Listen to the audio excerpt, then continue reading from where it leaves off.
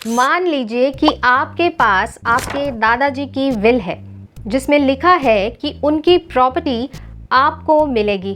अब आप सोच रहे हैं कि बस विल दिखाओ और प्रॉपर्टी अपने नाम कर लो, लेकिन ऐसा सीधा सीधा तो नहीं होता, क्योंकि कोर्ट को पहले ये कंफर्म करना पड़ता है कि वाकई में ये विल असली है या नहीं, और इसी कंफर्मेशन को कहते हैं प्रोबेट।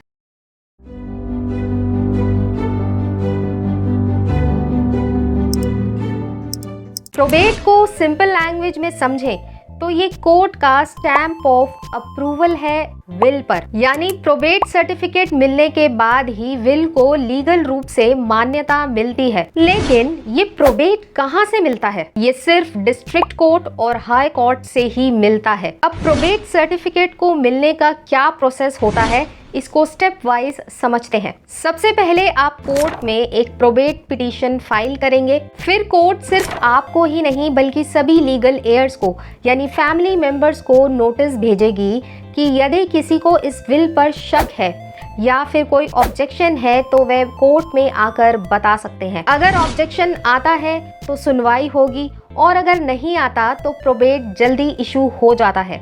अब सबसे इम्पोर्टेंट सवाल ये आता है कि आखिर विल किसको दी जाए कि प्रॉपर्टी हमारे नाम हो जाए। दरअसल विल किसी इंडिविजुअल को सीधे प्रॉपर्टी दिलाने के लिए नहीं होती। कोर्ट प्रोबेट के साथ एक एग्जीक्यूटर भी अपॉइंट करता है। ये वही व्यक्ति होता है जिसका नाम विल में लिखा गया हो। अब एग्जीक्यूटर का क्या काम होता है?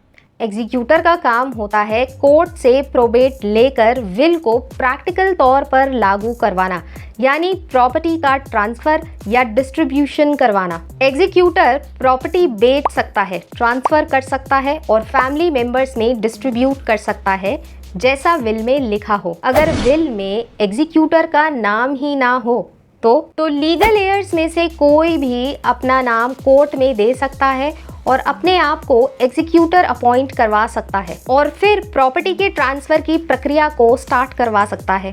तो याद रखिए कि विल होना काफ़ी नहीं है। कोर्ट का प्रोबेट और एग्जीक्यूटर का रोल ही आपकी प्रॉपर्टी को आपके नाम तक ले जाती है। अगर इस वीडियो से रिलेटेड कोई डाउट है या अन्य लीगल क्वेरी है तो आप कमेंट बॉक्स में पूछ सकते हो। अगर ये वीडियो अच्छी लगे तो इसे लाइक करें, शेयर करें, चैनल को सब्सक्राइब करें। Thanks for watching and see you in next video.